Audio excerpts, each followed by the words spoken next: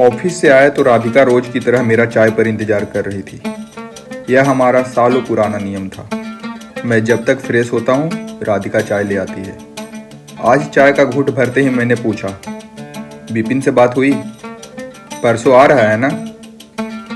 नहीं, कोई फोन नहीं आया। अच्छा है, आ जाए सब, तुम्हारा दिल बहल जाएगा। उसने कोई जवाब नहीं दिया। मैं थोड़ा हैरान हुआ। आजकल वो अपनी प्रतिक्रिया जल्दी नहीं देती। मन ही मन पता नहीं क्या सोचती रहती है, पर हाँ खुश रहती है। उसके चेहरे पर इस उम्र में भी एक चमक रहती है। सुंदर तो हमेशा से ही लगती रही है, पर आजकल एक आभा है उसके चेहरे पर। मैं उसे निहार रहा था और वो चाय पीने में मग्न थी। सुंदर सी कॉटन की साड़ी, उस पर ढीला सा जूड़ा और माथे पर बड़ी सी बिंदी। एक हाथ में घड़ी और दूसरे हाथ में पिछले महीने ही खरीदा सोने का कंगन पहने वह बड़ी अच्छी लग रही थी। आजकल मैं जितना उसके बारे में सोचने लगा हूँ उतना तो मैं जवानी में भी नहीं सोचा होगा उसके बारे में। उसने जैसे ही पूछा, आप क्या सोच रहे हैं? मेरा मोबाइल बज उठा। विपिन, हमारे बड़े बेटे का फोन था। कह रहा था, पापा हम लोग परसों नहीं आ पाएंगे। मैं चौंका। क्यों, क्या हुआ? नीता को अपने भाई के घर जाना है, उसकी भतीजी का बर्थडे है, तो उसके बाद आ जाना।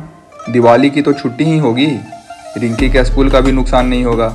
नहीं पापा, उसके बाद ऊटी जाने का मन है नीता का। मैं फिर कुछ नहीं बोला। ठीक है, जैसी तुम्हारी मर्जी, कहकर मैंने उदास मन से फोन बंद कर दिया। राधिका ने शायद बातचीत से अंदाजा लगा लिया था।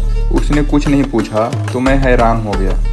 मैं खुद ही बताया, विपिन नहीं आ रहा है, पहले अपने साले के यहाँ, फिर ऊटी जाना है उसे। ठीक है, कोई बात नहीं, कहकर राधिका ने आराम से अपनी चाय की आखिरी घूंट लेते हुए उठते हुए कहा, अब आप थोड़ा आराम कर लीजिए, मैं थोड़ा सैर कराती हूँ। वह मेरे उत्तर की प्रतीक्षा किए बिना ही बहुत सहजता से मुस्कुराती हुई अपना रुमाल और घर की चाबी लेकर रोज की तरह चली गई और मैं हैरान सा बैठा रह गया। राधिका, मेरी सर्वगुण संपन्न पत्नी क्या मुझसे अपने दिल का हाल भी नहीं शेयर करेगी?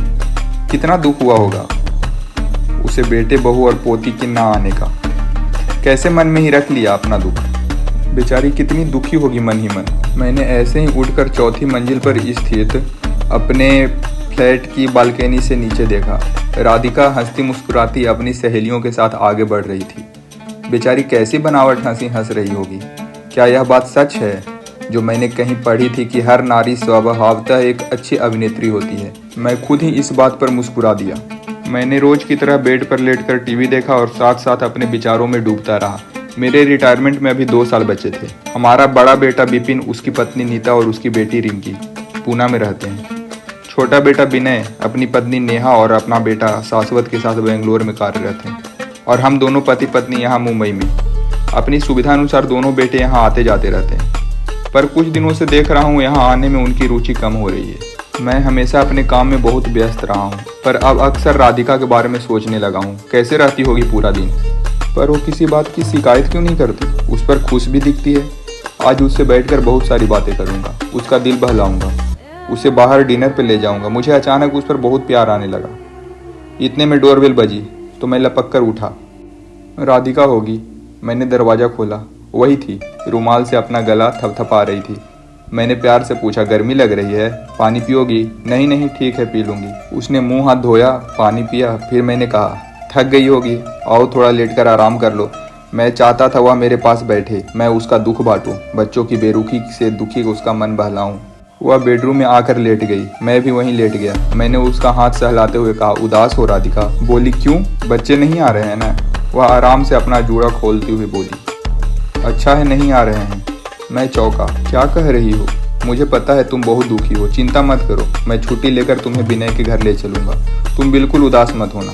नरेंद्र, क्या मैं आपको उदास लग रही हूँ? मैं चुप रहा तो वह मेरा हाथ अपने हाथ में लेकर बोली, मैं जरा भी उदास नहीं हूँ। सच कहूँ तो इस बार उनके ना आने की खबर से मुझे राहत ही मिली है।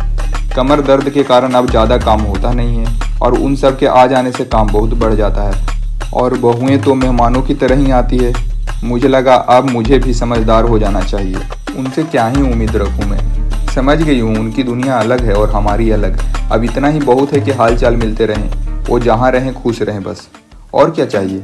और अब यह जो हमारे जीवन की दूसरी पारी है मुझे काफ़ी हद तक अच्छी लग रही है। समय तो लगा है संभलने में, पर धीरे धीरे सब ठीक लग रहा है। मैंने भी लाइफ को नए सिरे से एंजॉय करना सीख लिया है। बहुत जी ली बच्चों के लिए, अब अपने ढंग से जी रही हूँ।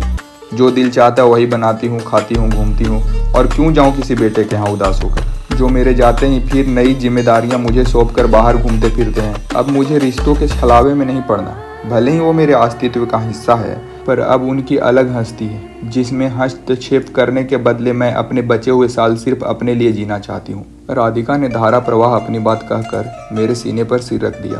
फिर कहा, देर से ही सही, पर अब वो पल तो मिले जिन्हें मैं अब तक ढूंढ रही थी। मेरा मन भर सा आया, मैं भावुक हो गया और प्यार से उसके बाल सहलाने लगा। अपनी भावनाओं पर नियंत्रण रखकर उन्हें सही दिशा देकर दूसरी पारी को खुशी खुशी जीने का राधिका का यह तरीका ठीक ही है। राधिका ने फिर कहा, बच्चे अपनी फैमिली में सेट हैं और मैं आपके साथ, फिर किस बात पर दुखी रहूं? सारी उम्र तो बच्चों की फरमाइशें और सेवा में ही बिता दी। अब अपने अधूरे शौक पूरे कर रही हूँ। बच्चों की पढ़ाई के खर्चे, उनकी मांगें पूरी करने में अपना कुछ खरीदना मुश्किल होता था। अब तो वार्डरोब भरा है। बच्चे अपनी दुनिया में खुश हैं और मैं आपके साथ। मैंने राधिका को हैरानी से देखा। वह खुलकर मुस्कुरा रही थी, एकदम सरल सहज सी मुस्कान। कहीं कोई शिकायत, कोई क्षोभ नहीं। पूरी तरह संतोष और पारदर्शिता झलक रही थी उसकी बात में। मैं भी हंस दिया और पूछा, आज डिनर पे बाहर चलें?